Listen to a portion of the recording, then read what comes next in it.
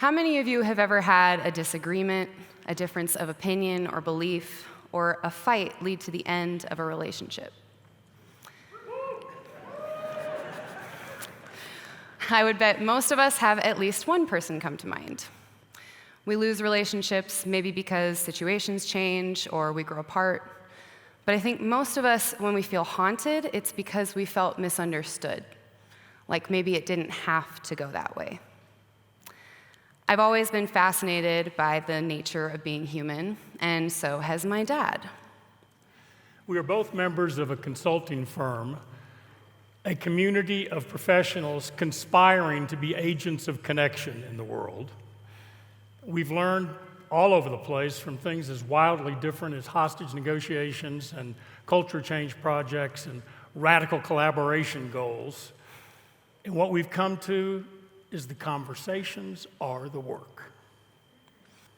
His body of work has massively impacted my life and countless leaders and organizations around the world. And to his credit, he's learned a lot from me and my unique and much younger perspective. I have studied psychology, as well as social movements, terrorism, revolutions, how we suffer and how we heal. And between the two of us, we've seen the best and worst of humanity. And it's true, we humans have a tendency to allow our differences to turn into separation and even seemingly irreparable division. We have learned that human beings are complex and imperfect and irrational, and that we all have a deep need to belong, a deep need for connection. This need for connection is so critical that when we face a threat of disconnection, it triggers our survival instincts. Our neurobiology takes over and moves us to fight, flee, freeze, or appease. These defense mechanisms separate us from the threat, which is great if it's a serious one, but this system kicks on whether we're being attacked by a mountain lion or we feel criticized by a coworker or a loved one. We get defensive. We focus on flaw and blame, and we can't see past our differences. And we can damage or lose things that really matter. Given all the divisiveness we see in the world today, it would be easy to say, that's just how we are and how things will always be. We hurt one another. We go to war. We get divorced. We cancel people. We give up on each other. But we are capable of causing a different, more valuable outcome. And we desperately need more agents of connection and belonging. Our human ability to connect has allowed us to thrive. However, the conditions in which we do that have altered. We no longer live in the same community, working at the same jobs, depending on the same people for most of our lives. It used to be that if the barn burned, we counted on the neighbors. Now we're by insurance. In the current conditions, divisiveness is really soaring.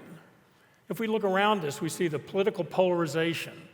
We see loneliness. We see angry outbursts all on the rise. 10-year high right now, a 10-year high for hate crimes. 35% of college students have been diagnosed with an anxiety disorder and 27% with depression. There's $6.7 billion in excess Medicare spending a year due to the isolation and loneliness experienced by older people. The costs of disconnection are huge. When I think about the most painful times in my life, it was when I felt misunderstood and unseen, when people I cared about were being dishonest with me, and when it felt like I had been written off as if someone else's opinion of me was the limit of who I was. And I know I'm not alone. But the most healing experiences have been when someone was genuinely interested in knowing me, in understanding who I was and how I felt without judgment.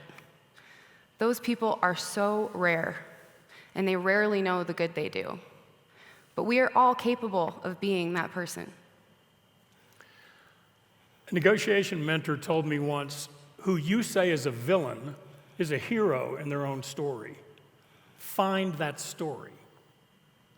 In the late 1990s, George Mitchell, a retired U.S. senator, took over the negotiations in Northern Ireland in an attempt to end the Troubles, the 30-year conflict that had caused 3,500 deaths.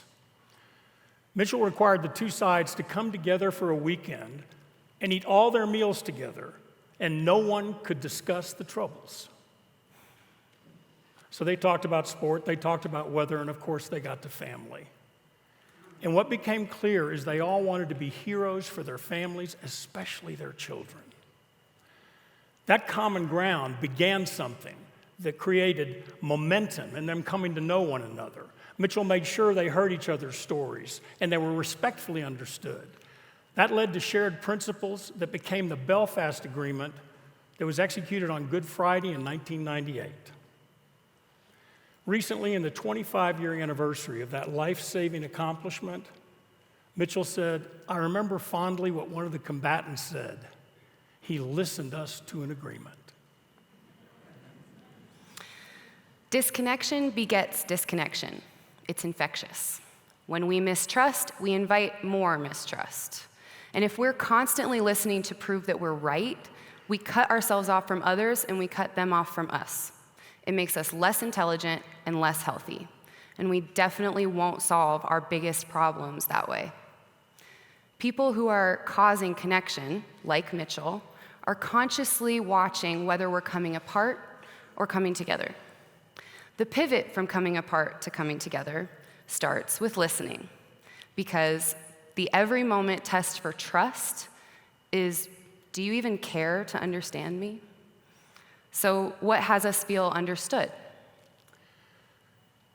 In our research and our practice into how you build trust in the face of differences, we've arrived at one vital lesson, and that is that all human beings have purposes, concerns, and circumstances.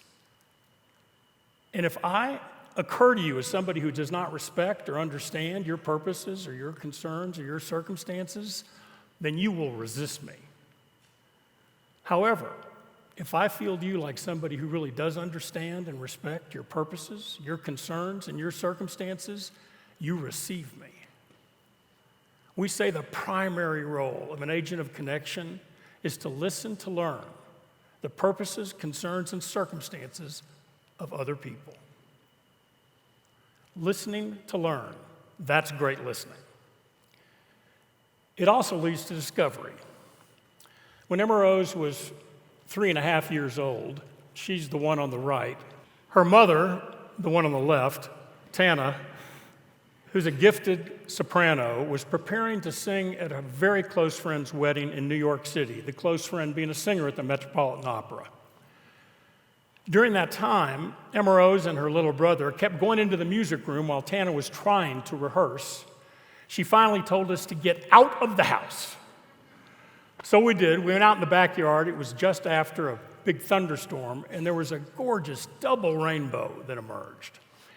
This one went crazy. She was so excited. She was jumping up and down. She was happy. She was pointing. And I said, "I've got to go get your mom so she can see this." And she looked at me because she knew we weren't supposed to bother mom, so I shouldn't do that. So she was surprised when Tana came out, loved the sight, went and got a camera, took pictures of the rainbows and the kids, and she thought rainbows are very influential.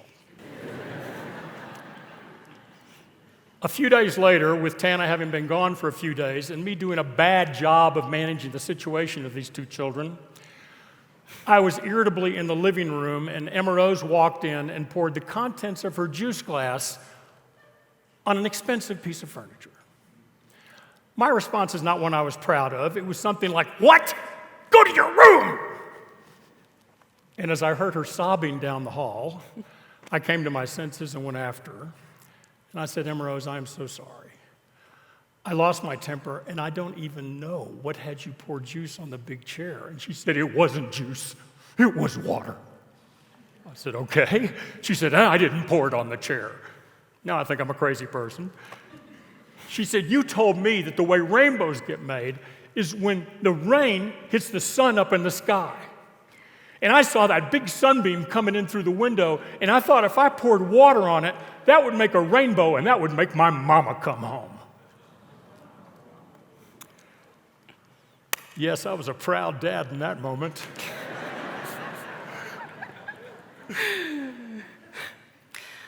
listening to discover another person doesn't mean we will agree all the time. The relationships that last the longest and have the biggest impact on us are the ones where we can disagree, where we can fight and be imperfect and be irrational, and they see us as so much more than that.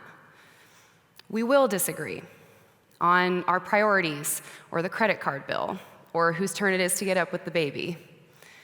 We may not agree on abortion or gun rights or what God we believe in or who our president should be. But we lose nothing by choosing to be more curious than we are defensive. Behind an opinion, there's a person who has things they deeply care about and things that keep them up at night. We all want to be heard, so what if instead of talking louder, we listened? And what if instead of giving up on each other, we cared to understand just a little bit more?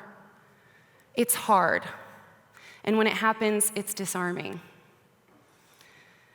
I wholeheartedly believe that if we all listened this way, it would ease so much of our pain and unhappiness.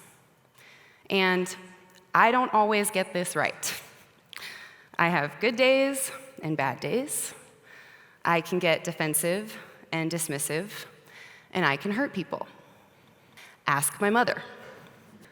But listening to learn is an art of correction, not perfection.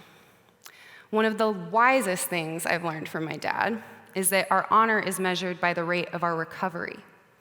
And recovery is a skill to develop. Just like any other skill, it takes practice. If you're anything like us, you will be practicing for the rest of your life. It takes someone noticing that we're coming apart and choosing to listen differently. And we can't wait for the other person to do it first.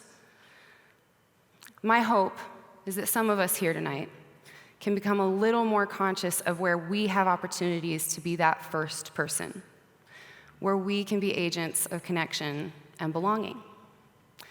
It doesn't have to be a war. It can be with our partners or our kids. It could be at work or anywhere we meet differences or judgment. Can we notice? And can we listen with a belief that there is always common ground and always more to discover? If we all make that choice, we all win. Because differences plus trust equal brilliance. She's definitely what's happening now. I'm then, and thank you for listening.